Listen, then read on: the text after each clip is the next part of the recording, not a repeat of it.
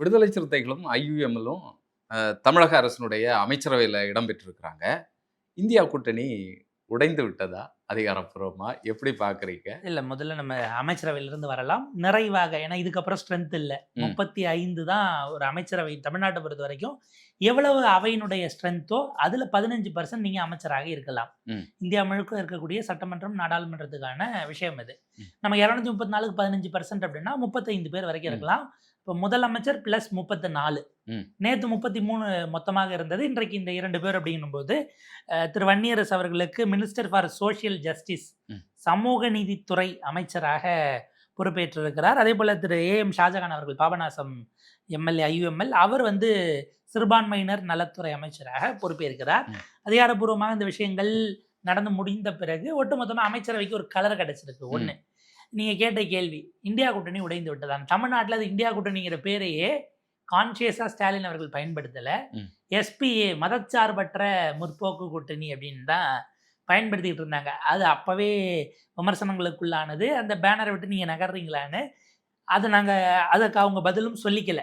நேற்றைக்கு திரும்ப அவர்கள் அதை அறிவிச்ச பிறகு மாணிக்கம் தாகூர் அவர்கள் அதை கோட் பண்ணி ஒரு ட்வீட் போடுறாரு.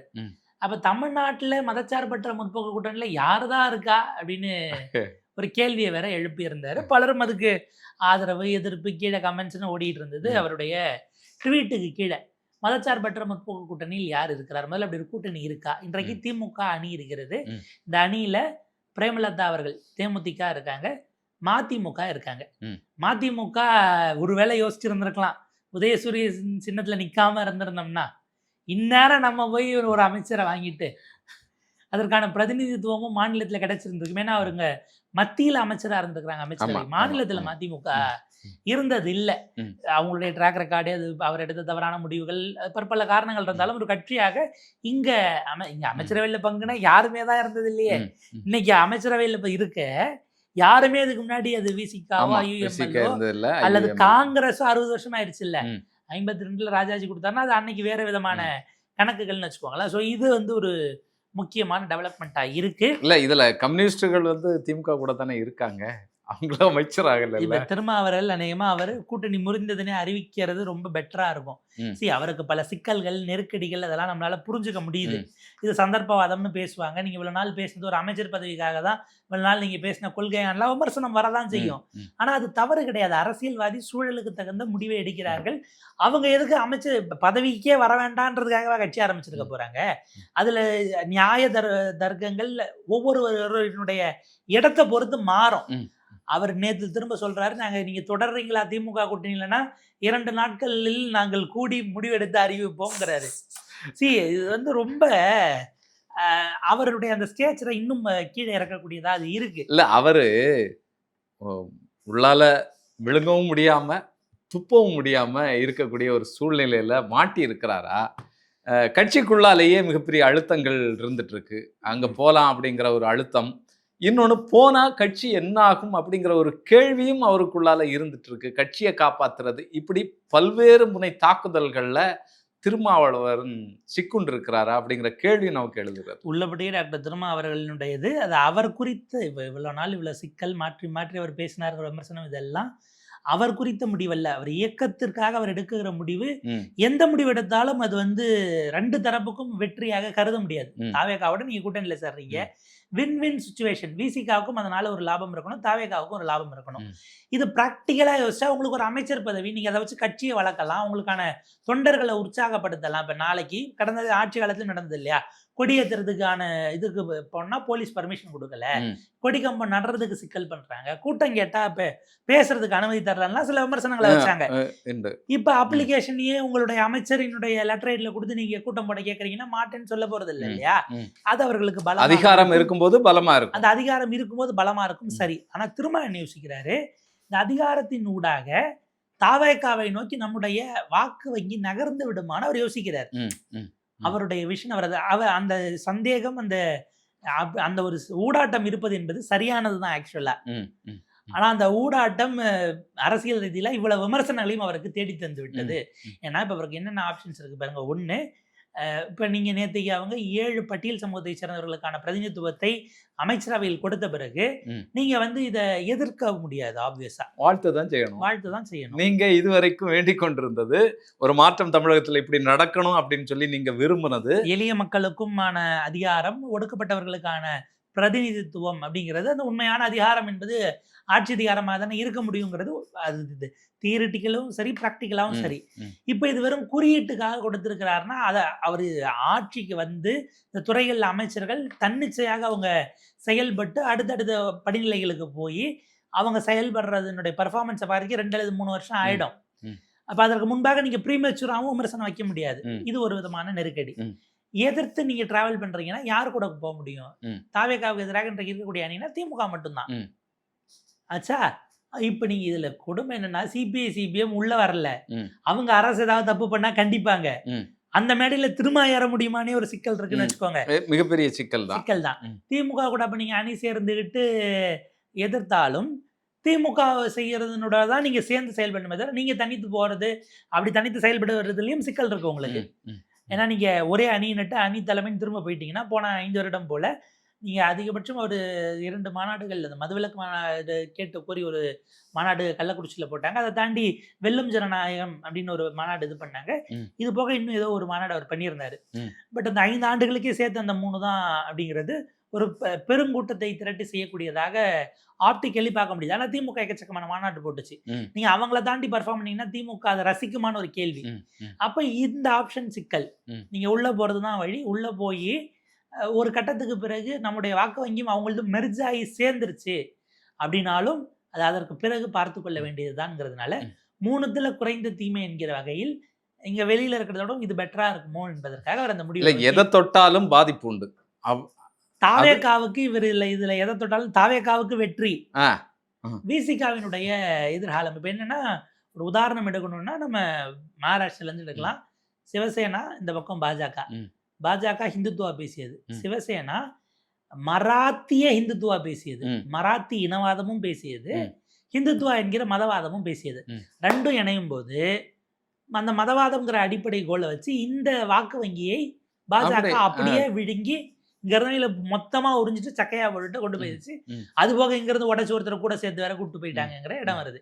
இந்த மாதிரியான ஒரு ஸ்ட்ராட்டஜி பேட்டர்ன் நாளைக்கு நிகழ்ந்தால் என்கிற நெருக்கடியும் இருக்கு. அப்ப அதையும் திரும்ப, அதாவது தான் இவ்வளவு நாள் எந்த இயக்கத்தை உருவாக்கி பாடுபட்டு அதை வளர்த்து இவ்வளவு தூரம் டிராவல் பண்ணி கொண்டு வந்தோமோ அந்த இயக்கத்தினுடைய ஒரு எதிர்காலம் குறித்த கேள்வியின் காரணமாக தான் இவ்வளவு தூரம். பட் ஃபைனலா போயிருக்கிறார் திரு வன்னியரசு அவர்களுக்கும், அதே போல அமைச்சர் வன்னியரசு அவர்களுக்கும், அமைச்சர் ஷாஜகான் அவர்களுக்கும் நம்முடைய வாழ்த்துக்கள். இதுக்கப்புறம் தான் நீங்க கேட்ட பிரதானமான கேள்வி, இந்தியா கூட்டணி என்ன ஆகும்? இதுல அதுக்கு முன்னால ஒரே ஒரு கேள்வி. இப்போ திருமாவளவன் அவர்களை பொறுத்தளவில் களத்தில் இறங்கி மக்களுக்காக அதிரடியாக வேலை செஞ்சவர். அவருக்குன்னு ஒரு தனி முத்திரை உண்டு, சமூகத்தில் ஒரு பவர் உண்டு அவருக்குன்னு சொல்லி, அவருடைய தலைமைக்குன்னு சொல்லி அவர் தான் கட்டுப்படுத்தி கொண்டிருந்தார். விசிகே கட்டுப்படுத்தி கொண்டிருந்தார். அவர் சொல்லக்கூடிய அரசியல் விமர்சனங்களுக்கு மிகப்பெரிய ஒரு பார்வை இருந்தது, எதிர்பார்ப்பு இருந்தது, சலனங்களை தமிழகத்தில் அரசியலில் உருவாக்குனது. இனி அது மழுங்கடிக்கப்படுகிறதா, சிதைக்கப்படுகிறதா, வெவ்வேறு தலைமைகள் உருவாக்கி திருமாவளவன் அப்படிங்கிற அந்த பவர் சென்டர் தாழ்ந்து போகிறதா அப்படிங்கிற கேள்வி இதுக்குள்ளால இருக்கு. இல்லை, பவர் சென்டர் ஓரங்கட்டுகிற இடத்தை நோக்கி நகரமான்னு அதை எடுத்துக்கிறேன். தாழ்ந்துங்கிற சொல்ல விடவும் அவரை விடவும் அடுத்து பிரகாசமா ஒரு தலைமை அப்படிங்கிறத நோக்கி நீங்க பவர் சென்டர்களாக ஒரு அதிகார மையம் என்பதா நான் அதை புரிஞ்சுக்கிறேன். இதுல என்னன்னா, அவரோடு பயணித்தவர்கள் அவரை தாண்டி இப்படி பவர் சென்டராக இயக்கம் அமைக்கப்பட்ட காலத்திலிருந்து வந்தவர்கள் இப்படி போவாங்களான்னா அது சந்தேகத்துக்குரியது. ஆனால் இப்ப நீங்க அமைச்சரவைன்னு உள்ள போயிட்டீங்கன்னா ஆட்சியை விமர்சிக்க முடியுமா? முடியாதா? கொஞ்சம் சாஃப்டா தான். அதாவது தவறு செய்யக்கூடியவர்கள் அந்த குற்றத்தை சுமக்கக்கூடியவர்களாக, இல்லை ஏதோ ஒரு தவறு நடக்குது, குற்றங்கிறத கூட பெரிய வார்த்தை, தவற்றை சுமக்கக்கூடியவர்களாக தாவேகா அமைச்சர்கள் இருந்தாலும் நீங்க டிஃபெண்ட் பண்ணணும். எனக்கு என்ன சந்தேகம் வருதுன்னா, தாவேகா அடிப்படையில ஊடகங்களை குறிப்பா மெயின் ஸ்ட்ரீம் மீடியா அவங்க கண்டுகிறது இல்லை.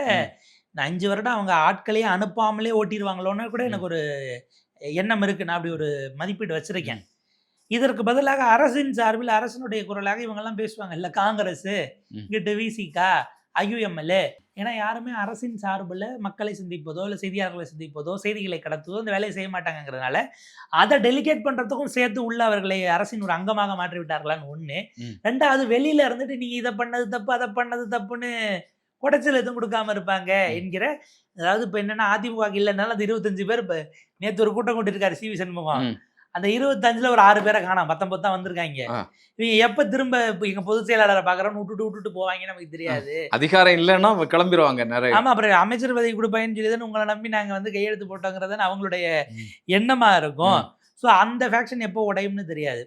மீதி இருக்கக்கூடிய அந்த 120 பேருங்கிறது திருச்சி கிழக்கு இப்போ டேட் வந்துருச்சு அப்படின்னா அடுத்தது போயிடும். ஐ திங்க் இப்போதைக்கு ராஜ்யசபாவுக்கு தான் டேட்ஸ் வந்திருக்கு. மகாராஷ்டிராவும் நமக்கு சி.வி. சண்முகம் அவர்கள் ராஜினாமா பண்ணது தான் வந்திருக்கு.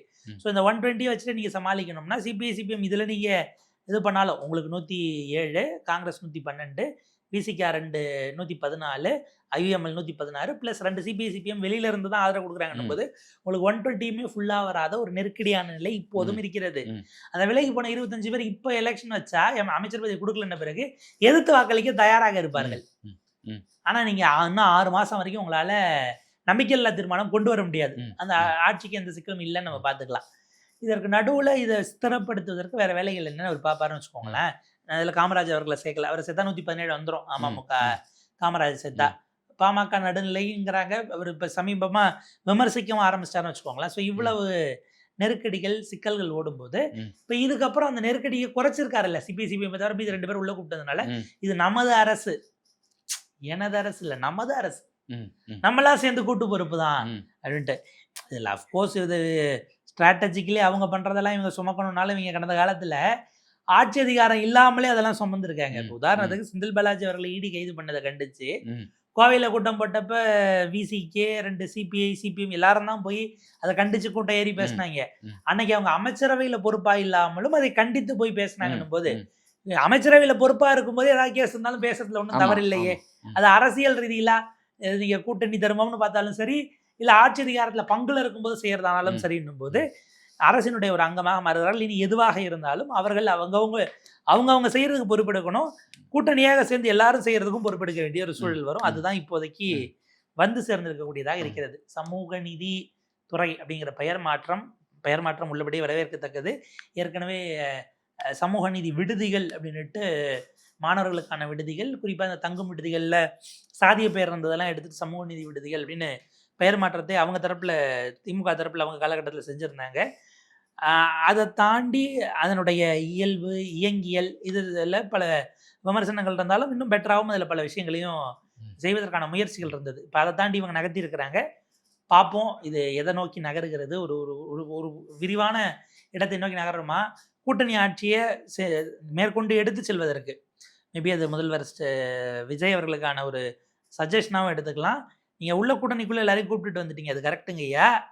ஆனாலும் இப்போ ஏதாவது ஒரு சிக்கல் வருதுன்னா திரும்ப எல்லாரையும் ஒன்றா உட்கார வச்சு பேச வைக்கிறதுக்கு தனித்தனியாக நீங்கள் எல்லாரும் அமைச்சர்களாக இருக்கிறவங்களை கூப்பிடுவதற்கு பதிலாக ஒரு ஒருங்கிணைப்பு குழு, நிர்வாக குழுவை உருவாக்குவது சால பொருத்தமானதாக இருக்கும்.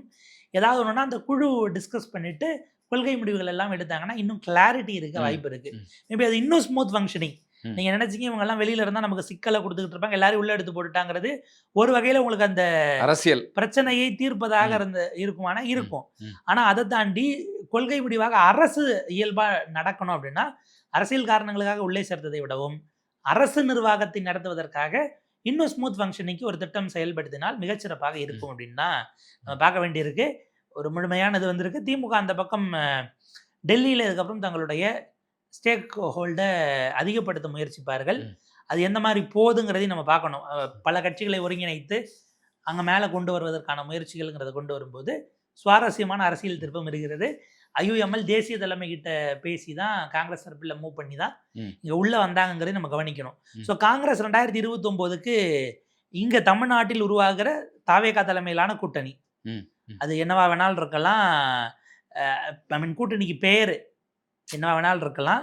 அதுக்கான மைய கருவாக மைய புள்ளியாக காங்கிரஸ் இருக்க வேண்டும் என்பதை திட்டமிட்டு வேலைகளை நகர்த்தி கொண்டிருக்கிறார்கள். அப்ப இந்த கூட்டணியிலிருந்து இப்ப புறந்தள்ளப்பட்டிருக்கிறது திமுக மட்டும்தான்.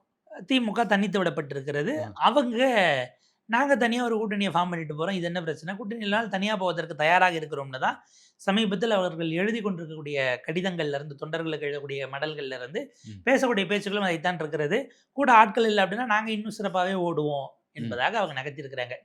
ஸோ பார்ப்போம் இது மேற்கொண்டு எப்படி பயணிக்கிறது, எதை நோக்கி போகுது அப்படிங்கிற சுவாரஸ்யமான காலகட்டமே இனிமேதான் இருக்கு. நிச்சயமா.